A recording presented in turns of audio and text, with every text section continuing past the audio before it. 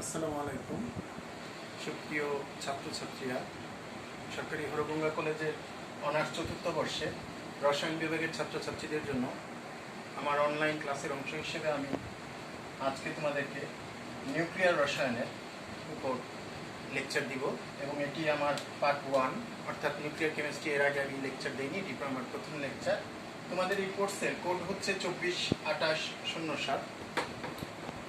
Nuclear রসায়ন একটি interesting topic, একটি ইন্টারেস্টিং সাবজেক্ট তোমাদের জন্য, এবং চতুর্থ বর্ষের কোর্সগুলোর মধ্যে এটি নিঃসন্দেহে খুব গুরুত্বপূর্ণ একটি কোর্স। এই কোর্স ভালোভাবে পড়লে বেশ ভালো নাম্বার অর্জন করা যায়।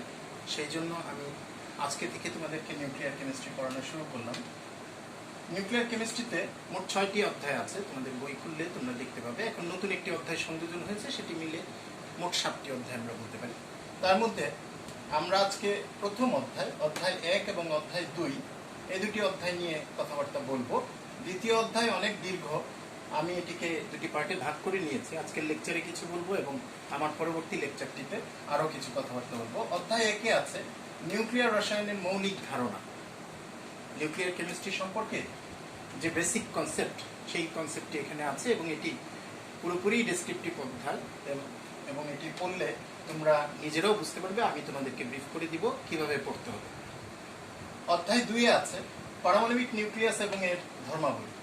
এইখানে মূলত আমাদের যে মৌলিক ধারণাগুলো আছে সেগুলা আরও বিস্তারিতভাবে আমরা ডিপে চলে যাব এবং বিভিন্ন টেকনিক্যাল টার্মগুলো আমাদের যেগুলো লাগবে তাদের ডেফিনিশন, তাদের বৈশিষ্ট্য, সূত্র, ধর্ম এবং সেগুলা আলোচনা আসবে। গাণিতিক সমস্যাও এই অধ্যায়ে অনেকগুলো রয়েছে। আমরা এখানে নিউক্লিয়ার বন্ধন শক্তি, মিরর নিউক্লিয়াস, ভর ত্রুটি, প্যাকিং ভগ্নাংশ, ম্যাজিক নাম্বার, জোর বেজোর প্রভাব, আইসোমার, নিউক্লিয়ার কুলম্ব বাধা, নিউক্লিয়ন পৃথকীকরণ শক্তি, নিউক্লিয়ার ব্যাসার্ধ, atomic mass unit, mega electron volt, তারপর বিভিন্ন পরমাণু নিউক্লিয়াসের বৈশিষ্ট্যগুলো সম্পর্কে, কোনটি বেশি স্থিতিশীল, কোনটি কম স্থিতিশীল, তাদের কম্প্যারিজন ইত্যাদি আরও প্রাসঙ্গিক কথাবার্তাগুলো আমরা আজকে আমাদের আলোচনায় নিয়ে আসব।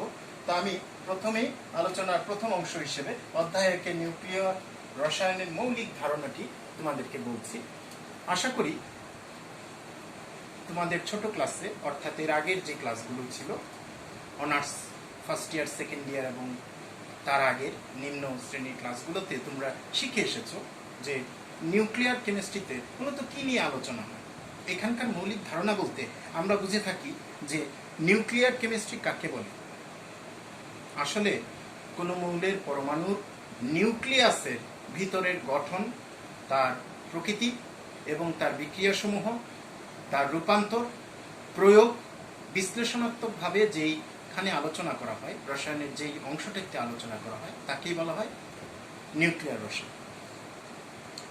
আমরা নিউক্লিয়ার কেমিস্ট্রির নাম শুনেছি।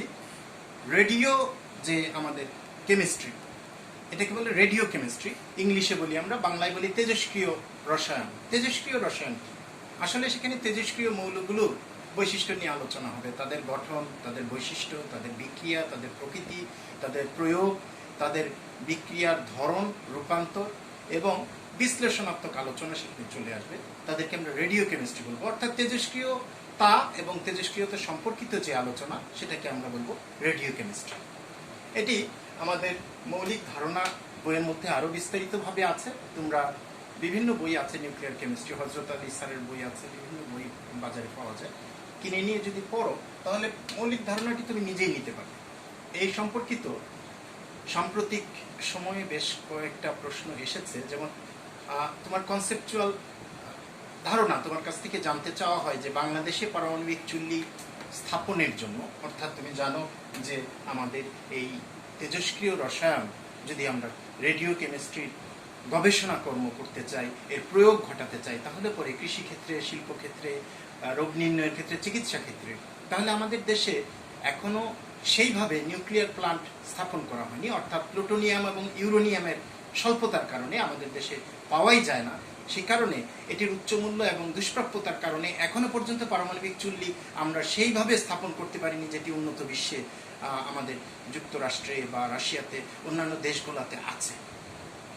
তুমি জানো সম্প্রতি ভারত এবং ইরানেও সেই আমাদের তারাও এই নিউক্লিয়ার শক্তির সক্ষম হয়েছে, তারা নিউক্লিয়ার শক্তিতে বলিয়ান হয়েছে। আমাদের দেশে এটি স্থাপন করা যাবে কি যাবে না তার তুলনামূলক প্রশ্ন 2015-2016 সালে তোমরা যদি প্রশ্নগুলো ঘাটো দেখতে পাবে এগুলো এসেছে পরীক্ষাতে।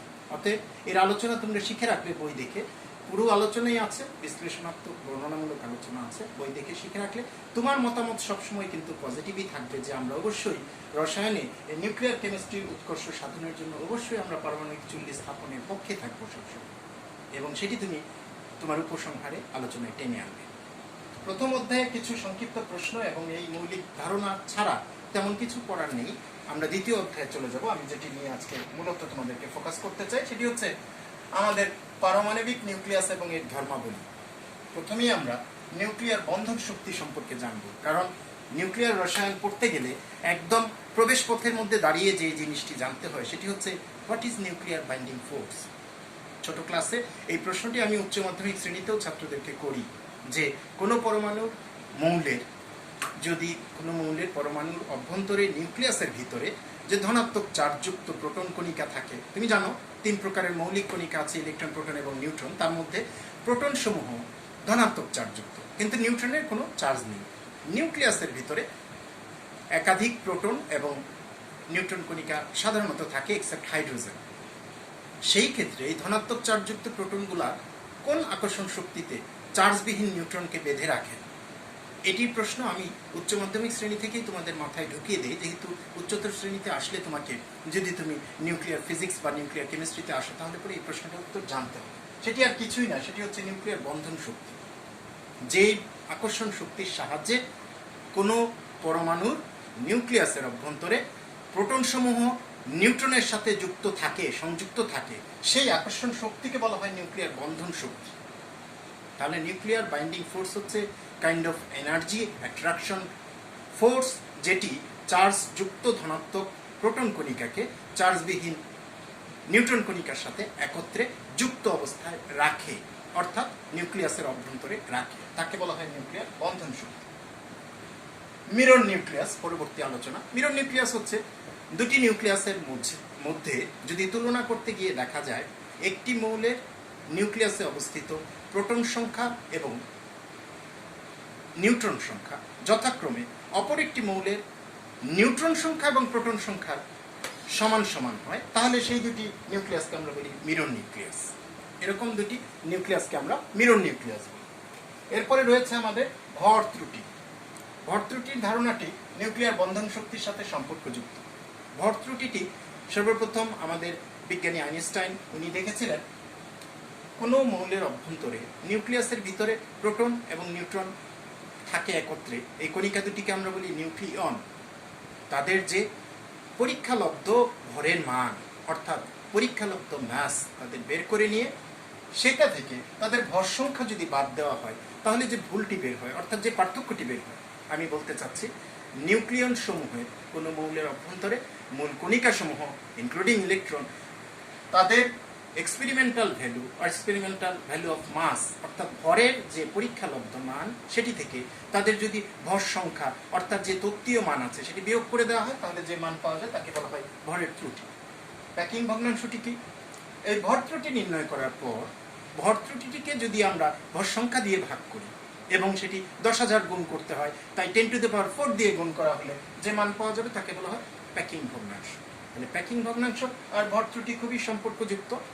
ভর ত্রুটি বের করে তাকে ভর সংখ্যা দিয়ে ভাগ করতে হবে এবং 10,000 দিয়ে গুণ করে দিলে আমরা সেটি প্যাকিং ভগ্নাংশ হিসেবে পেয়ে যাব। এবং প্যাকিং ভগ্নাংশ একটা ইন্ডিকেটর, একটা সূচক, নিউক্লিয়ার বন্ধন শক্তি কতটুকু হবে না হবে তা এই প্যাকিং ভগ্নাংশের উপর দ্বারা নির্ধারিত হয়, এটির উপর নির্ভর করে। ম্যাজিক নাম্বার কি?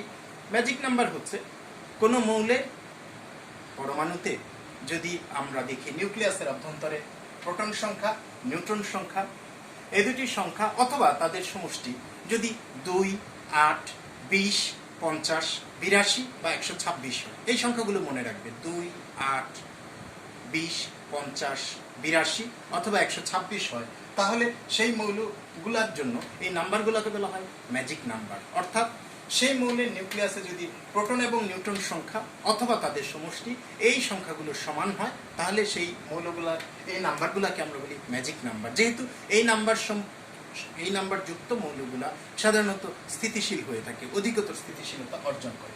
জোর বেজোরের প্রভাব, এটি হচ্ছে নিউট্রন কণিকা এবং প্রোটন কণিকা তা মিলে আমরা যে পরমাণুর ভর সংখ্যা নির্ণয় করি, সেই ভর সংখ্যার মধ্যে যদি দেখা যায় নিউট্রন এবং প্রোটন কণিকা সমূহ জোর সংখ্যায় অবস্থিত আছে, অর্থাৎ জোর সংখ্যায় 2, 4, 6, 8 এরকম সংখ্যা উপস্থিত থাকে, তাহলে পরমাণুতে সুস্থিতি নিয়ে আসে।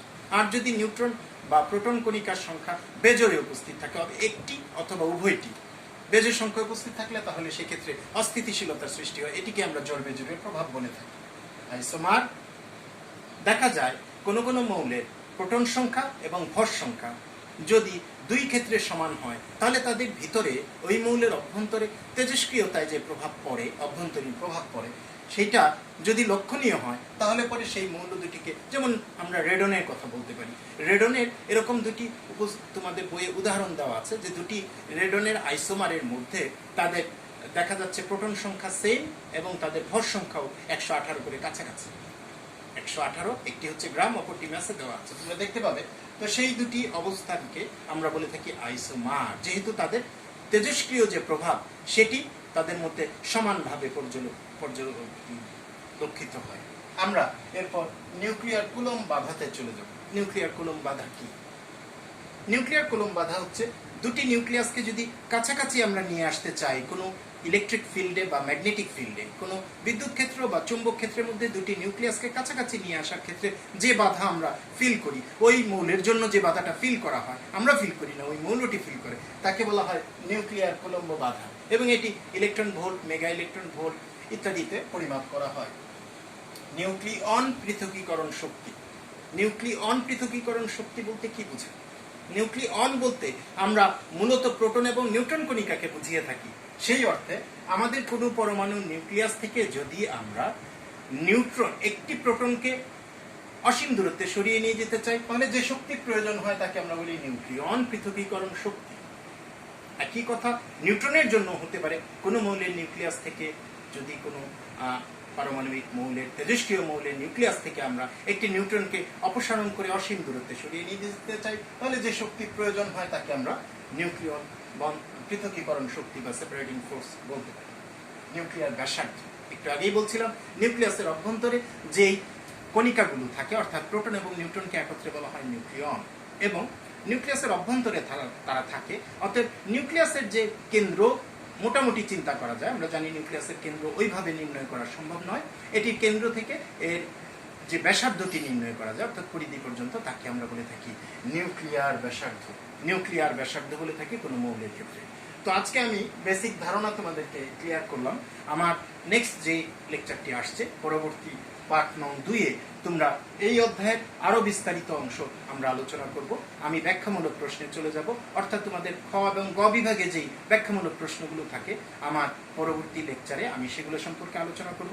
সবাইকে আমার নেক্সট লেকচার, অর্থাৎ নিউক্লিয়ার রসায়নের পার্ট 2 অনুসরণ করার জন্য আহ্বান জানিয়ে, আমন্ত্রণ জানিয়ে, সবার সুস্থতা কামনা করে আজকের লেকচারটি আমি এখানেই শেষ করছি। সবাইকে ধন্যবাদ। আসসালামু আলাইকুম।